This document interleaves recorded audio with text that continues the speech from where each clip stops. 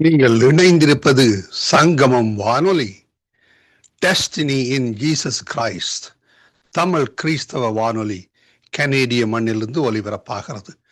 Mark 16:15, மத்தேயு 24:14 வசனத்தின்படி இயேசு சீசர்களை நோக்கி, நீங்கள் உலகெங்கும் போய் சர்வ சிருஷ்டிக்கும் சுவிசேஷத்தை பிரசங்கியுங்கள். ராஜ்யத்தினுடைய இந்த சுவிசேஷம் பூலோகம் எங்கும் உள்ள சகல யாதிகளுக்கும் சாட்சியாக பிரசங்கப்படும். அப்பொழுது முடிவு வரும் என்ற வசனத்தின்படி ஆத்துமாக்களை பரலோகத்தில் சங்கமிக்கும் வானொலி சங்கமம். சங்கமம் சங்கமம்.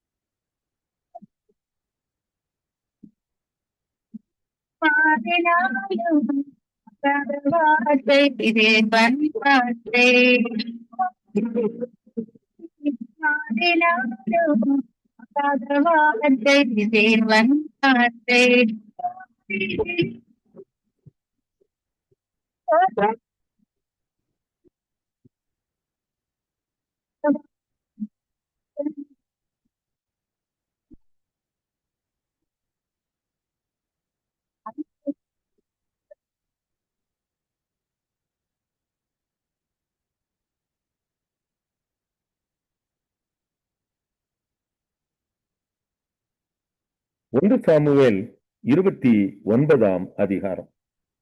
பெலிஸ்தர் தங்கள் சேனைகளை எல்லாம் ஆப்பெக்கிலே கூடி வர செய்தார்கள். இஸ்ரவேலர் எஸ்ரேலில் இருக்கிற துறவண்டையிலே பாளையம் இறங்கினார்கள். அப்பொழுது பெலிஸ்தரின் அதிபதிகள் 100 1000 தேர்வைகளோட போனார்கள். தாவீதும் அவன் மனுஷரும் ஆகீஸோட பின்தண்டிலே போனார்கள். அப்பொழுது பெலிஸ்தரின் பிரபுக்கள், இந்த எபிரேயர் என்னத்திற்கு என்றார்கள். ஆகீஸ் அவர்களை பார்த்து, இஸ்ரவேலின் ராஜாவாகிய சவுலின் ஊழியக்காரனாயிருந்த இந்த தாவீது இத்தனை நாட்களும் இத்தனை வருஷங்களும் என்னோடு இருக்கவில்லையா? இவன் என்னிடத்தில் வந்து சேர்ந்த நாள் முதல் இந்நாள் வரைக்கும் ஒரு குற்றமும் நான் இவனில் கண்டுபிடிக்கவில்லை என்றான். அதனால் பெலிஸ்தரின் பிரபுக்கள் அவன் மேல் கடும் கோபமாகி அவனை பார்த்து, இந்த மனுஷன் நீர் குறித்த தன் இடத்திற்கு திரும்பி போகும்படிக்கு அங்கே அவனை மறுபடியும் அனுப்பிவிடும். யுத்தத்தில் இவன் நமக்கு சத்ருவாயிராதபடிக்கு இவன் நம்மோட கூட யுத்தத்திற்கு வர வேண்டியதில்லை. இவன் எதினாலே தன் ஆண்டவனோட ஒப்புரவாவான்? இந்த மனுஷருடைய தலைகளினால் அல்லவா? சவுல் கொன்றது 1000, தாவீது கொன்றது 10000 என்று இந்த தாவீதை குறித்து அல்லவோ ஆடிப்பாடி சொன்னார்கள் என்றார்கள். அப்போது ஆகீஸ் தாவீதை அழைத்து, நீ உத்தமன் என்றும் நீ பாளையத்தில் என்னோட போக்கும் வரத்துமாய் இருக்கிறது என் பார்வைக்கு நல்லது என்றும் கர்த்தருடைய ஜீவனை கொண்டு சொல்லுகிறேன், நீ என்னிடத்தில் வந்து சேர்ந்த நாள் முதல் இன்றைய வரைக்கும் நான் உன்னில் ஒரு பொல்லாப்பும் காணவில்லை. ஆகிலும் பிரபுக்களின் பார்வைக்கு நீ பிரியமானவன் அல்ல. ஆகையால் பெலிஸ்தருடைய பிரபுக்கள் உன்மேல் தாங்கள் அடையாதபடிக்கு இப்போது சமாதானத்தோட திரும்பி போய்விடு என்றான். தாவீது ஆகீசை நோக்கி, ஏன், நான் செய்தது என்ன? நான் வந்து ராஜாவாகிய என் ஆண்டவனுடைய சத்துருக்களோட யுத்தம் பண்ணாதபடிக்கு நான் உம்மிடத்தில் வந்த நாள் முதற்கொண்டு இன்றைய வரைக்கும் உமது அடியனிடத்தில் கண்டுபிடித்தது என்ன என்றான். ஆகீஸ் தாவீதுக்கு பிரதியுத்தரமாக, அதை அறிவேன், நீ தேவனுடைய தூதனைப் போல என் பார்வைக்கு பிரியமானவன். ஆனாலும் இவன் எங்களோட கூட யுத்தத்திற்கு வரக்கூடாது என்று பெலிஸ்தரின் பிரபுக்கள் சொல்லுகிறார்கள். இப்போதும் நீ நாளை அதிகாலையில் உன்னோடு வந்த உன் ஆண்டவனுடைய வேலைக்காரரை கூட்டிக் கொண்டு விடிய காலத்திலே வெளிச்சமாகிற போது என்றான். அப்படியே தாவீது அதிகாலையில் தன் மனுஷரை கூட்டிக் கொண்டு பொழுது விடுகிற நேரத்திலே பெலிஸ்தரின் தேசத்துக்கு திரும்பி போக புறப்பட்டான். 1 சாமுவேல் 30ஆம் அதிகாரம். தாவீதும் அவன் மனுஷரும் 3ஆம் நாளிலே சிக்லாகுக்கு வந்து சேருகிறதற்குள்ளே அமலேக்கிய தென்புறத்து சீமையின் மேலும் சிக்லாகின் மேலும் விழுந்து சிக்லாகை கொள்ளையடித்து அதை அக்கினியால் சுட்டரித்து அதில் இருந்த ஸ்திரீகளாகிய சிறியவர்களையும் பெரியவர்களையும் சிறைப்பிடித்து ஒருவரையும் கொன்று போடாமல் அவர்களை பிடித்துக் கொண்டு தங்கள் வழியே போய்விட்டார்கள். தாவீதும் அவன் மனுஷரும் அந்த பட்டணத்திற்கு வந்தபோது இதோ அது அக்கினியினால் சுட்டரிக்கப்பட்டது என்றும் தங்கள் மனைவிகளும் தங்கள் குமாரரும் தங்கள் குமாரத்திகளும் சிறைப்பிடித்து கொண்டு போகப்பட்டார்கள் என்றும் கண்டார்கள். அப்பொழுது தாவீதும் அவனோடு இருந்த ஜனங்களும் அழுகிறதற்கு தங்கள் பலன் இல்லாமல் போக மட்டும் சத்தமிட்டு அழுதார்கள். தாவீதின் 2 மனைவிகளாகிய யெஸ்ரயேல் ஊராளான அகினாவாமும் கர்மேல் ஊராளான நாபாலின் மனைவியாயிருந்த அபிகாயிலும் சிறைப்பிடித்து கொண்டு போகப்பட்டார்கள். தாவீது மிகவும் நெருக்கப்பட்டான். சகல ஜனங்களும் தங்கள் குமாரத்திகளின் நிமித்தம் மன கிளேசமானதினால் அவனை கல்லெறிய வேண்டும் என்று சொல்லிக் கொண்டார்கள். தாவீது தன் தேவனாகிய கர்த்தருக்குள்ளே தன்னை திடப்படுத்திக் கொண்டான். தாவீது அகிமெலேக்கின் குமாரனாகிய அபியத்தார் என்னும் ஆசாரியனை நோக்கி, ஏபோத்தை என்னிடத்தில் கொண்டு வா என்றான். அபியத்தார் ஏபோத்தை தாவீதினிடத்தில் கொண்டு வந்தான். தாவீது கர்த்தரை நோக்கி, நான் அந்த தண்டை பின்தொடர வேண்டுமா? அதை பிடிப்பேனோ என்று கேட்டான். அதற்கு அவர், அதை பின்தொடர், அதை நீ பிடித்து சகலத்தையும் திருப்பிக் கொள்வாய் என்றார். அப்பொழுது தாவீதும் அவனோடு இருந்த 600 பேரும் போனார்கள். அவர்கள் பேசோர் ஆற்றண்டைக்கு வந்தபோது அங்கே சிலர் நின்று போனார்கள். தாவீதோ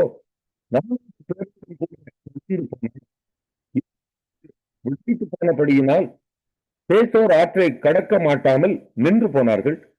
ஒரு எகிப்தியனை வெளியில் அவர்கள் கண்டு அவனை தாவீதினிடத்தில் கொண்டு வந்து புசிக்க அவனுக்கு அப்பமும் குடிக்க தண்ணீரும் கொடுத்து அத்திப்பழ அடையின் ஒரு துண்டையும் வற்றலான 2 திராட்சப்பழ குலைகளையும் அவனுக்கு கொடுத்தார்கள். அதை அவன் சாப்பிட்ட பின்பு அவனுடைய உயிர் திரும்ப அவனுக்குள் வந்தது. அவன் ராப்பகல் 3 நாளாய் அப்பம் சாப்பிடாமலும் தண்ணீர் குடியாமலும் இருந்தான். தாவீது அவனை நோக்கி, நீ யாருடையவன், நீ எவ்விடத்தான் என்று கேட்டதற்கு அவன், நான் ஒரு அமலேக்கியனுடைய வேலைக்காரனாகிய எகிப்து தேசத்து பிள்ளையாண்டான். 3 நாளைக்கு முன் நான் வியாதிப்பட்ட போது என் எஜமான் என்னை கைவிட்டான். நாங்கள் கிரேத்தியருடைய தென்புறத்தின் மேலும் யூதாவுக்கு அடுத்த எல்லையின் மேலும் மல்லேபுடைய தென்புறத்தின் மேலும் படையெடுத்து போய் சிக்லாகை அக்கினியினால் சுட்டரித்து போட்டோம் என்றான். தாவீது அவனை நோக்கி, நீ என்னை அந்த தண்டினிடத்துக்கு கொண்டு போவாயா என்று கேட்டதற்கு அவன், நீர் என்னை கொன்று போடுவதும் இல்லை, என்னை என் எஜமான் கையில் ஒப்புக் கொடுப்பதும் இல்லை என்று தேவன் மேல் ஆணையிடுவீரானால் உம்மை அந்த தண்டினிடத்துக்கு கூட்டிக் கொண்டு போவேன் என்றான். இவன் அவனை கொண்டு போய் விட்டபோது இதோ அவர்கள் வெளியெங்கும் பரவி புசித்து குடித்து தங்கள் பெலிஸ்தர் தேசத்திலும் யூதா தேசத்திலும் கொள்ளையிட்டு வந்த மகா பெரிதான இந்த எல்லா கொள்ளைக்காகவும் ஆடி பாடி கொண்டிருந்தார்கள். அவர்களை தாவீது அன்று சாயங்காலம் தொடங்கி மறுநாள் சாயங்காலம் மட்டும் முறிய அடித்தான். ஒட்டகங்கள் மேல் ஏறி ஓடி போன 400 வாலிபர் தவிர அவர்களில் வேறொருவரும் தப்பவில்லை. அமலேக்கியர் பிடித்துக் கொண்டு போன எல்லாவற்றையும் தன்னுடைய 2 மனைவிகளையும் தாவீது விடுவித்தான். அவர்கள் கொள்ளையாடி கொண்டு போன எல்லாவற்றிலும், சிறியதிலும் பெரியதிலும், குமாரரிலும் குமாரத்திகளிலும் ஒன்றும் குறைபடாமல் எல்லாவற்றையும் தாவீது திருப்பிக் கொண்டான். எல்லா ஆடு மாடுகளையும் தாவீது பிடித்துக் கொண்டான். அவைகளை தங்கள் மிருக ஜீவன்களுக்கு முன்னாலே ஓட்டி, இது தாவீதின் கொள்ளை என்றார்கள். விடாய்த்து போனதினாலே தாவீதுக்கு பின் செல்லாமல் பேசோர் ஆற்றண்டையிலே தங்கியிருந்த 200 பேரிடத்துக்கு தாவீது வருகிற போது இவர்கள் தாவீதுக்கும் அவனோடு இருந்த ஜனத்திற்கும் எதிர்கொண்டு வந்தார்கள். தாவீது அந்த ஜனத்தின் இடத்தில் சேர்ந்து அவர்கள் சுக செய்தியை விசாரித்தான். அப்பொழுது தாவீதோட நடந்து வந்த மனுஷரில் பொல்லாதவர்களும் பேலியாளின் மக்களுமான எல்லாரும், அவர்கள் எங்களோட வராதபடியினால் நாங்கள் திருப்பிக் கொண்ட கொள்ளையுடைமைகளில் அவர்களுக்கு ஒன்றும் கொடுப்பதில்லை. அவர்களில் ஒவ்வொருவரும் தன் தன் மனைவியையும் தன் தன் பிள்ளைகளையுமே அழைத்து கொண்டு போகட்டும் என்றார்கள். அதற்கு தாவீது, என் சகோதரரே, கர்த்தர் நமக்கு தந்ததை நீங்கள் இப்படி செய்ய வேண்டாம். கர்த்தர் நம்மை காப்பாற்றி நமக்கு விரோதமாய் வந்திருந்த அந்த தண்டை நம்முடைய கையில் ஒப்புக் கொடுத்தார். இந்த காரியத்தில் உங்கள் சொற்கேட்க யார் சம்மதிப்பான்? யுத்தத்திற்கு போனவர்களின் பங்கு எவ்வளவோ அவ்வளவு ரஸ்துக்கள் அண்டையில் இருந்தவர்களுக்கும் பங்கு வீதம் கிடைக்க வேண்டும். சரி பங்காக பங்கிடுவீர்களாக என்றான். அப்படியே அந்நாள் முதற்கொண்டு நடந்து வருகிறது. அதை இஸ்ரவேலிலே இந்நாள் வரைக்கும் இருக்கும் கட்டளையும் பிரமாணமுமாக ஏற்படுத்தினான். இது சிக்லாவுக்கு வந்தபோது அவன் கொள்ளையாடினவைகளில் தன் சிநேகிதராகிய யூதாவின் மூப்பருக்கு சிலவற்றை அனுப்பி, இதோ கர்த்தருடைய சத்துருக்களின் கொள்ளையில் உங்களுக்கு உண்டாயிருக்கும் ஆசீர்வாத பாகம் என்று சொல்லச் சொன்னான். யார் யாருக்கு அனுப்பினான் என்றால், பெத்தேலில் இருக்கிறவர்களுக்கும், தெற்கான ராமோத்தில் இருக்கிறவர்களுக்கும், யாத்தீரில் இருக்கிறவர்களுக்கும், ஆராவேரில் இருக்கிறவர்களுக்கும், சிப்மோத்தில் இருக்கிறவர்களுக்கும், எஸ்தே மோகாவில் இருக்கிறவர்களுக்கும், ராக்காலில் இருக்கிறவர்களுக்கும், எராமியேலியரின் பட்டணங்களில் இருக்கிறவர்களுக்கும், கேனியரின் பட்டணங்களில் இருக்கிறவர்களுக்கும், ஒர்மாவில் இருக்கிறவர்களுக்கும், கொராசானில் இருக்கிறவர்களுக்கும், ஆப்ராகில் இருக்கிறவர்களுக்கும், எப்ரோனில் இருக்கிறவர்களுக்கும், தாவீதும் அவன் மனுஷரும் நடமாடின எல்லா இடங்களும். எரேமியா 5ஆம் அதிகாரம். நியாயம் செய்கிற மனுஷனை கண்டுபிடிப்பீர்களோ என்றும், சத்தியத்தை தேடுகிறவன் உண்டோ என்றும் எருசலேமின் தெருக்களிலே திரிந்து பார்த்து விசாரித்து அதன் வீதிகளிலே தேடுங்கள். காண்பீர்களானால் அதற்கு மன்னிப்பு தருவேன். அவர்கள் கர்த்தருடைய ஜீவனை கொண்டு சொல்லுகிறோம் என்றாலும் பொய் ஆணையிடுகிறார்களே. கர்த்தாவே, உம்முடைய கண்கள் சத்தியத்தை அல்லவோ நோக்குகின்றது. அவர்களை அடிக்கிறீர், ஆனாலும் அவர்களுக்கு நோகாது. அவர்களை நிர்மூலமாக்குகிறீர், ஆனாலும் புத்தியை ஏற்றுக்கொள்ள மாட்டோம் என்கிறார்கள். தங்கள் முகங்களை தன்மலையை பார்க்கிலும் கெட்டியாக்கி திரும்ப மாட்டோம் என்கிறார்கள்.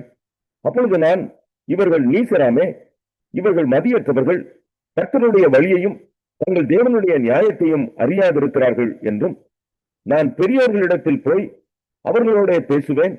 அவர்கள் கர்த்தருடைய வழியையும் தங்கள் தேவனுடைய நியாயத்தையும் அறிவார்கள் என்றும் சொன்னேன். அவர்களோ ஏகமாய் முகத்தடியை முறித்து கட்டுகளை அறுத்து போட்டார்கள். ஆகையால் இருந்து வரும் சிங்கம் அவர்களை கொல்லும், வனாந்திரத்தில் உள்ள ஓநாய்கள் அவர்களை தீரும். சிவிங்கி அவர்கள் பட்டணங்களின் மேல் நோக்கமாயிருக்கும். அவைகளிலிருந்து புறப்படுகிறவன் எவனும் தீரப்படுவான். அவர்கள் மீறுதல்கள் பெருகி அவர்கள் சீர்கேடுகள் அதிகரித்தது. இவைகளை நான் உனக்கு மன்னிப்பது எப்படி? உன் பிள்ளைகள் என்னை விட்டுவிட்டு தெய்வம் அல்லாதவைகள் பேரில் ஆணையிடுகிறார்கள். நான் திருப்தியாக்கின அவர்கள் விபசாரம் பண்ணி தேசி வீட்டிலே கூட்டம் கூடுகிறார்கள். அவர்கள் கொளுத்த குதிரைகளைப் போல காலமே எழும்பி அவனவன் தன் தன் அயலானுடைய பெண் ஜாதியின் பின்னாலே கனைக்கிறான். இவைகளை விசாரியாதிருப்பேனோ? இப்படிப்பட்ட ஜாதிக்கு என் ஆத்துமா நீதியை சரி கட்டாதிருக்குமோ என்று கர்த்தர் சொல்லுகிறார். அதன் மதில்கள் மேலேறி அழித்து போடுங்கள். ஆனாலும் சர்வ சங்காரம் செய்யாதிருங்கள். அதன் கொத்தளங்களை இடித்து போடுங்கள். அவைகள் கர்த்தருடையவைகள் அல்ல. இஸ்ரவேல் வம்சத்தாரும் யூதா வம்சத்தாரும் எனக்கு விரோதமாய் மிகுதியும் துரோகம் பண்ணினார்கள் என்று கர்த்தர் சொல்லுகிறார். அவர் அப்படிப்பட்டவர் அல்லவென்றும், பொல்லாப்பு நம்மேல் வராது, நாம் பட்டயத்தை ஆகிலும் பஞ்சத்தை ஆகிலும் காண்பதில்லை என்றும், தீர்க்கதரிசிகள் காற்றாய் போவார்கள், திருவாக்கு அவர்களில் இல்லை, அவர்களுக்கே அப்படி ஆக கடவதென்றும் அவர்கள் சொல்லி கர்த்தரை மறுதலித்தார்கள். ஆகையால் சேனைகளின் தேவனாகிய கர்த்தர் சொல்லுகிறது என்னவென்றால், நீங்கள் இந்த வார்த்தையை சொன்னபடியினால் இதோ நான் உன் வாயிலிட்ட என் வார்த்தைகளை அக்கினியும் இந்த ஜனத்தை விறகுமாக்குவேன், அது இவர்களை பட்சிக்கும். இஸ்ரவேல் வம்சத்தாரே, இதோ தூரத்திலிருந்து நான் உங்கள் மேல் ஒரு ஜாதியை கொண்டு வருவேன் என்று கர்த்தர் சொல்லுகிறார். அது பலத்த ஜாதி, அது பூர்வ காலத்து ஜாதி, அவர்கள் நீ அறியாத பாஷையை பேசும் ஜாதி. அவர்கள் பேசுகிறது இன்னதென்று உனக்கு விளங்காது. திறந்த பிரேத குழிகளைப் போல் அவர்கள் அம்பரா தூணிகள் இருக்கும். அவர்கள் அனைவரும் பராக்கிரமசாலிகள். அவர்கள் உன் குமாரரும் உன் குமாரத்திகளும் சாப்பிட வேண்டிய உன் விளைச்சலையும் உன் அப்பத்தையும் சாப்பிட்டு, உன் ஆடுகளையும் உன் மாடுகளையும் பட்சித்து, உன் திராட்சை பழங்களையும் உன் அத்திப்பழங்களையும் சாப்பிட்டு, நீ நம்பின உன்னுடைய அரணான பட்டணங்களை பட்டயத்தாலே வெறுமையாக்குவார்கள். ஆகிலும் நான் அந்நாட்களிலும் உங்களை சர்வ சங்காரம் செய்யாதிருப்பேன் என்று கர்த்தர் சொல்லுகிறார். எங்கள் தேவனாகிய கர்த்தர் எங்களுக்கு இவைகளை எல்லாம் எது நிமித்தம் செய்தார் என்று நீங்கள் கேட்டால், அப்பொழுது நீ அவர்களை பார்த்து, நீங்கள் என்னை விட்டு உங்களுடைய தேசத்திலே அந்நிய தேவர்களை சேவித்தது போல உங்களுடையதல்லாத தேசத்திலே அந்நியர்களை சேவிப்பீர்கள் என்று சொல்வாயாக. நீங்கள் யாக்கோபின் வீட்டிலே அறிவித்து யூதாவிலே சொல்லி கூற வேண்டியது என்னவென்றால், கண்கள் இருந்தும் காணாமலும் காதுகள் இருந்தும் கேளாமலும் இருக்கிற அறிவில்லாத ஜனங்களே, கேளுங்கள், எனக்கு பயப்படாதிருப்பீர்களோ என்று கர்த்தர் சொல்லுகிறார். அலைகள் மோதி அடித்தாலும் மேற்கொள்ளாத படிக்கும், அவைகள் இறைந்தாலும் கடவாத படிக்கும், கடக்கக்கூடாத நித்திய பிரமாணமாக சமுத்திரத்தின் மணலை எல்லையாய் வைத்திருக்கிறவராகிய எனக்கு முன்பாக அதிராதிருப்பீர்களோ? இந்த ஜனங்களோ முரட்டாட்டமும் அழகுமுமான இருதயம் உள்ளவர்கள், முரட்டாட்டம் பண்ணி போய்விடுகிறார்கள். அந்தந்த பருவத்திலே எங்களுக்கு மழையையும் முன்மாரியையும் பின்மாரியையும் கொடுத்து அறுப்புக்கு நியமித்த வாரங்களை எங்களுக்கு தற்காக்கிற எங்கள் தேவனாகிய கர்த்தருக்கு பயந்திருப்போம் என்று அவர்கள் தங்கள் இருதயத்திலே சொல்லுகிறதில்லை. உங்கள் அக்கிரமங்கள் இவைகளை விலக்கி உங்கள் பாவங்கள் உங்களுக்கு நன்மையை வரவட்டாதிருக்கிறது. குருவி பிடிக்கிறவர்கள் பதுங்குகிறது போல பதுங்கி மனுஷரை பிடிக்க கண்ணிகளை வைக்கிற துன்மார்க்கர் என் ஜனங்களில் காணப்படுகிறார்கள். குருவிகளால் கூண்டு நிறைந்திருக்கிறது போல் அவர்கள் வீடுகள் கபடங்களால் நிறைந்திருக்கிறது. ஆதலால் அவர்கள் பெருகி ஐஸ்வர்யவான்கள் ஆகிறார்கள், கொழுத்து தடுப்பு பண்ணுகிறார்கள், துன்மார்க்கனுடைய செயல்களை கண்டிக்காமல் விடுகிறார்கள், திக்கற்றவனுடைய வழக்கை விசாரியாமல் தாங்கள் மாத்திரம் வாழுகிறார்கள், எளியவர்களின் நியாயத்தை தீரார்கள். இவைகளை விசாரியாதிருப்பேனோ? இப்படிப்பட்ட ஜாதிக்கு என் ஆத்துமா நீதியை சரி கட்டாதிருக்குமோ என்று கர்த்தர் சொல்லுகிறார். திகைத்து திடுக்கிடத்தக்க காரியம் தேசத்திலே நடந்து வருகிறது. தீர்க்கதரிசிகள் கள்ள தீர்க்க தரிசனம் சொல்லுகிறார்கள், ஆசாரியர்கள் அவர்கள் மூலமாய் ஆளுகிறார்கள். இப்படி இருப்பது என் ஜனத்துக்கு பிரியமாய் இருக்கிறது. மத்தேயு 16ஆம் அதிகாரம். பரிசேயரும் சதுசேயரும் அவரை சோதிக்கும்படி அவரிடத்தில் வந்து, வானத்திலிருந்து ஒரு அடையாளத்தை தங்களுக்கு காண்பிக்க வேண்டும் என்று கேட்டார்கள். அவர்களுக்கு அவர் பிரதியுத்தரமாக, அஸ்தமனமாகிற போது செவ்வானம் விட்டு இருக்கிறது, அதனால் வெளி வாங்கும் என்று சொல்லுகிறீர்கள். உதயமாகிற போது செவ்வானமும் மந்தாரமுமாய் இருக்கிறது, அதனால் இன்றைக்கு காற்றும் மழையும் உண்டாகும் என்று சொல்லுகிறீர்கள். மாயக்காரரே, வானத்தின் தோற்றத்தை நிதானிக்க உங்களுக்கு தெரியுமே, காலங்களின் அடையாளங்களை நிதானிக்க உங்களால் கூடாதா? இந்த பொல்லாத விபசார சந்ததியார் அடையாளம் தேடுகிறார்கள். யோனா தீர்க்கதரிசியின் அடையாளமே அன்றி வேறே அடையாளம் இவர்களுக்கு கொடுக்கப்படுவதில்லை என்று சொல்லி அவர்களை விட்டு புறப்பட்டு போனார். அவருடைய சீஷர்கள் அக்கறை சேர்ந்த போது அப்பங்களை கொண்டு வர மறந்து போனார்கள். இயேசு அவர்களை நோக்கி, பரிசேயர் சதுசேயர் என்பவர்களின் புளித்த மாவை குறித்து எச்சரிக்கையாய் இருங்கள் என்றார். நாம் அப்பங்களை கொண்டு வராதபடியால் இப்படி சொல்லுகிறார் என்று அவர்கள் தங்களுக்குள்ளே யோசனை பண்ணி கொண்டார்கள். இயேசு அதை அறிந்து, அற்ப விசுவாசிகளே, அப்பங்களை கொண்டு வராததை குறித்து நீங்கள் உங்களுக்குள்ளே யோசனை பண்ணுகிறது என்ன? இன்னும் நீங்கள் உணரவில்லையா? 5 அப்பங்களை 5000 பேருக்கு பகிர்ந்ததையும், மீதியானதை எத்தனை கூடை நிறைய எடுத்தீர்கள் என்பதையும், 7 அப்பங்களை 4000 பேருக்கு பகிர்ந்ததையும், மீதியானதை எத்தனை கூடை நிறைய எடுத்தீர்கள் என்பதையும் நீங்கள் நினைவு கூறாமல் இருக்கிறீர்களா? பரிசேயர் சதுசேயர் என்பவர்களின் புளித்த மாவுக்கு எச்சரிக்கையா இருக்க வேண்டும் என்று நான் சொன்னது அப்பத்தை குறித்து சொல்லவில்லை என்று நீங்கள் உணராதிருக்கிறது எப்படி என்றார். அப்பொழுது அவர் அப்பத்தின் புளித்த மாவை குறித்து எச்சரிக்கையா இருக்க வேண்டும் என்று சொல்லாமல் பரிசேயர் சதுசேயர் என்பவர்களின் உபதேசத்தை குறித்தே அப்படி சொன்னார் என்று அறிந்து கொண்டார்கள். பின்பு இயேசு பிலிப்பு செசரியாவின் திசைகளில் வந்தபோது தம்முடைய சீஷரை நோக்கி, மனுஷகுமாரனாகிய என்னை ஜனங்கள் யார் என்று சொல்லுகிறார்கள் என்று கேட்டார். அதற்கு அவர்கள், சிலர் உம்மை யோவான் ஸ்நானன் என்றும், சிலர் எலியா என்றும், வேறு சிலர் எரேமியா அல்லது தீர்க்கதரிசிகளில் ஒருவர் என்றும் சொல்லுகிறார்கள் என்றார்கள். அப்பொழுது அவர், நீங்கள் என்னை யார் என்று சொல்லுகிறீர்கள் என்று கேட்டார். சீமோன் பேதுரு பிரதியுத்தரமாக, நீ ஜீவனுள்ள தேவனுடைய குமாரனாகிய கிறிஸ்து என்றான். இயேசு அவனை நோக்கி, யோனாவின் குமாரனாகிய சீமோனே, நீ பாக்கியவான். மாம்சமும் இரத்தமும் இதை உனக்கு வெளிப்படுத்தவில்லை, பரலோகத்தில் இருக்கிற என் பிதா இதை உனக்கு வெளிப்படுத்தினார். மேலும் நான் உனக்கு சொல்லுகிறேன், நீ பேதுருவாய் இருக்கிறாய். இந்த கல்லின் மேல் என் சபையை கட்டுவேன், பாதாளத்தின் வாசல்கள் அதை மேற்கொள்வதில்லை. பரலோக ராஜ்யத்தின் திறவுகோல்களை நான் உனக்கு தருவேன். பூலோகத்திலே நீ கட்டுகிறது எதுவோ அது பரலோகத்திலும் கட்டப்பட்டு இருக்கும். பூலோகத்திலே நீ கட்ட அவிழ்ப்பது எதுவோ அது பரலோகத்திலும் கட்டவிழ்க்கப்பட்டிருக்கும் என்றார். அப்பொழுது தாம் கிறிஸ்துவாகிய இயேசு என்று ஒருவருக்கும் சொல்லாதபடிக்கு தம்முடைய சீஷர்களுக்கு கட்டளையிட்டார்.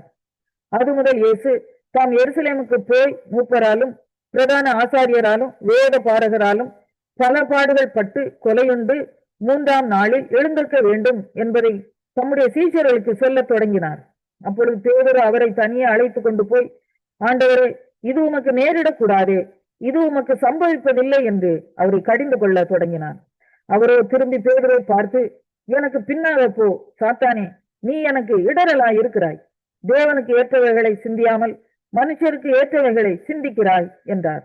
அப்பொழுது இயேசு தம்முடைய சீஷர்களை நோக்கி, ஒருவன் என்னை பின்பற்றி வர விரும்பினால் அவன் தன்னைத்தான் வெறுத்து தன் சிலுவையை எடுத்துக்கொண்டு என்னை பின்பற்ற கடவன்.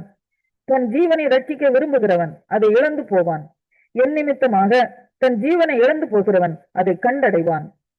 மனுஷன் உலகம் முழுவதையும் ஆதாயப்படுத்தி கொண்டாலும் தன் ஜீவனை நஷ்டப்படுத்தினால் அவனுக்கு லாபம் என்ன? மனுஷன் தன் ஜீவனுக்கு ஈடாக எண்ணத்தை கொடுப்பான். மனுஷகுமாரன் தம்முடைய பிதாவின் மகிமை பொருந்தினவராய் தம்முடைய தூதரோடும் கூட வருவார். அப்பொழுது அவனவன் கிரியைக்கு தக்கதாக அவனுக்கு பலன் அளிப்பார்.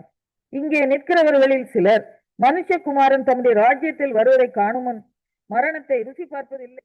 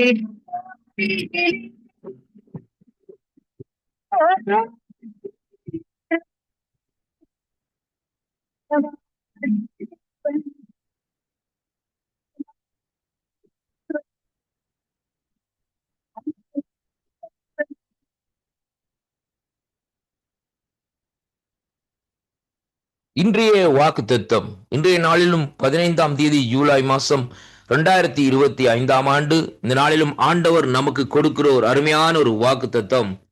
யாத்ராம புஸ்தகம் 15வது அதிகாரம் 2வது வசனத்தை வாசிக்க கேட்போமாயிருந்தால், இந்த வார்த்தை இந்த நாட்களிலே அங்கே மோசேயும் இஸ்ரவேல் புத்திரர்களும் கர்த்தரை புகழ்ந்து இந்த நாட்களிலே பாடின பாட்டாக இந்த நாட்களில் இருக்கிறதை அங்கே காணக்கூடியதாக இருக்கிறது.